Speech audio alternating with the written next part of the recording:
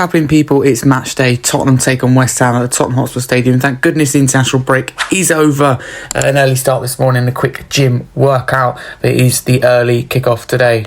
So here are my pre-match thoughts. At this time of talking to you, I do feel confident because West Ham come to this game. It hasn't quite gelled for them in the first 7 or 8 league games so far coming into this new season. You and Locatelli, their manager, under a little bit of pressure, I'd say, coming into this. They recruited really well in the summer. It's a whole new backline, really, if you think about it, with Todibo, Kilman, Wan-Bissaka, and their attacking talent they already have and now have. Somerville, Bowen, Antonio, Paqueta, Kudus. There's so many players in there. They've also strengthened the midfield, bringing in Rodriguez. They've kept Souček at the club. So they've had a really good window, let's be really clear. Folkrug as well, Ings. They've got a lot of striker competition, but he hasn't gelled together. I think he needs time, and I think this fixture's come a bit too soon in the season for West Ham, and that bogey element's been removed from this game. David Moyes is gone, so I think if West Ham get it right, we're in trouble. They sit back and they counter and they use Kudus, Paqueta, Bowen, Antonio, all wisely, but hopefully they don't. I'm going 3-1 Spurs, as I think we have too much for them.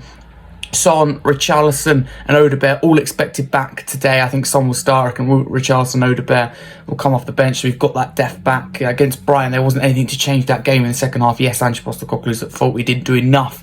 He didn't make the change quick enough, and I think he made the wrong changes. But there's more options at his disposal in this game. So I'm feeling confident. I'm going 3-1. Hopefully this doesn't backfire. Come on, you Spurs. We're now on the way to Tottenham. Quick stop at the garage to fill up with petrol. Not looking good weather-wise today. Heavy rain. I don't think it's that warm as well. It says it's 16 degrees, but it certainly doesn't feel it. Hopefully it stops. We have arrived. Home sweet home. It's nice to be back. Looking forward to getting inside. Stadium just about to open, so perfect timing. Now time to scan our tickets and go in. As you can see here, it's never as easy as it should be in 2024. A bit of modern piece of technology, always a technical issue. All sorted and we're in. Time to meet Dad's friends, so a quick catch up before the game. Plenty of time. About an hour and a half, an hour and 15 till kick-off. Just watching people arrive outside in the rain. It's slowing down the rain, but it is still raining at this moment in time, so I'm lucky to be inside. Into the 1882 bar we go. That's where we have our season tickets. Very nice as usual, not too busy. Today's matchday programme, Brennan Johnson on the front, man in form, scored with Wales in the international break, keeping up his record. Was it 7-7 now? Absolutely on fire, so we open up the matchday programme. Lots of options in the 1882 bar today for food. I've gone with Spurs signature pie, so beef and onion pie with potato wedges. It was absolutely banging, to be fair. So we're now gone outside, less than half an hour until kick-off. So here's the view just coming out of block 530. You see the players warm up, slowly starting to fill at the Tottenham Hotspur Stadium as we prepare for an early lunchtime kick-off. Shout out to my good friend and graphic designer Willsy for the channel. It's great to meet him before the game. Great to catch up. Now less than 10 minutes until the kick-off. Flags are coming out in the south stand. I think they look absolutely amazing. The atmosphere building quickly for what is a London derby, a must-win game as well, considering Ange's record in London derbies. So as you can see here, the atmosphere is continuing to build as we get closer and closer every second to kick-off.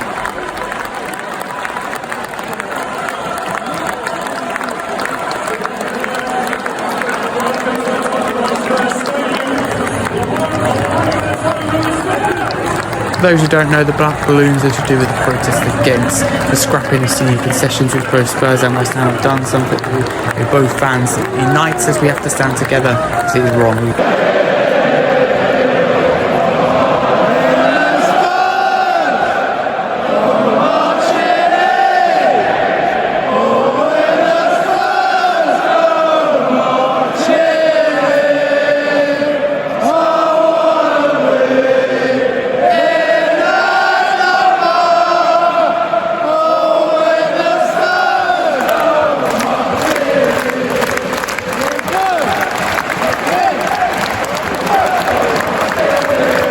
So it's time for kick-off. Come you Spurs.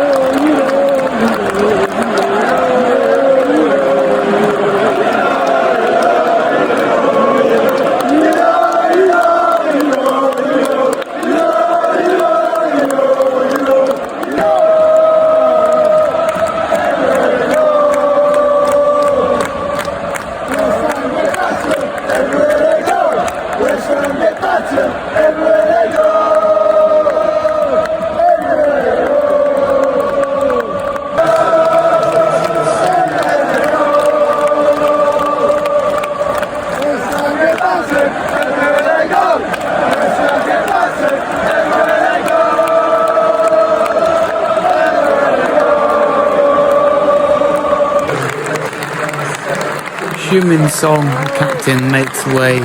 Standing ovation. Great to have him back on the score sheet as well. Classic Son goal. He's excellent.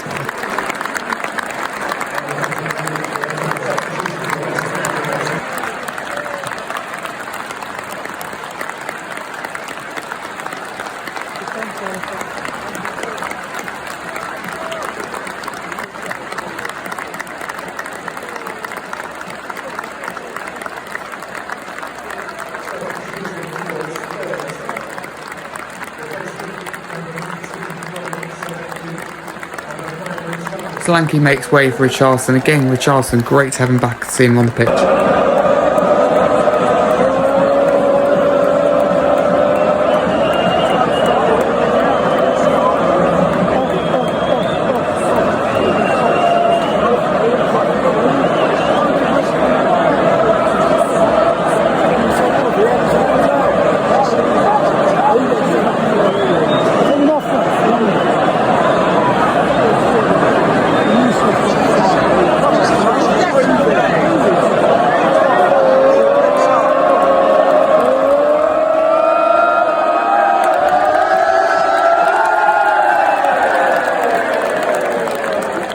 I think you can tell by the cheers VAR has deemed Kudus' yellow card been upgraded to a red violent conduct, and rightly so, as he's sent off as to the amusement class.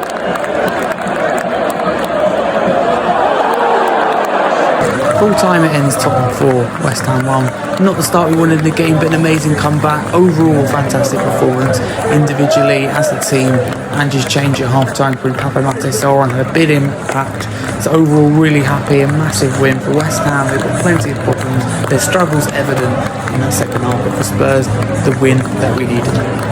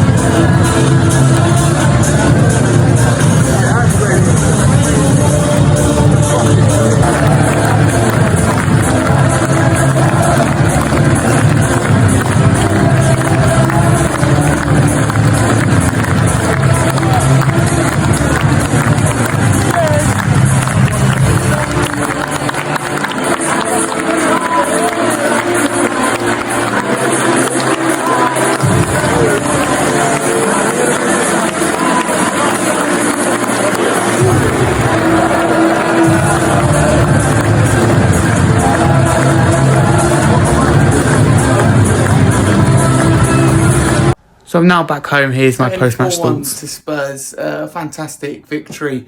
Not the the way we wanted to start the game, and I talked, didn't I, before the game about the attacking threat that West Ham posed, and I think we made them look really good going forward in that first half. We didn't put any pressure on their defence, which I think was vulnerable in that first half. And I think West Ham's defensive problems came evident in that second half. That kind of own goal they scored kind of summarise their defensive issues, and there'll be a lot of questions regarding Locatelli's future, because that West Ham squad has been backed. The managers have been backed, but it's whether he needs time or not, because obviously a lot of new players we've seen Forest and Chelsea, it took time. From a Spurs point of view, really, really good. I thought Dominic Solanke didn't get a goal or assist today, but how good was he? I thought his hold-up play, his movement, and all the attacks created come from him.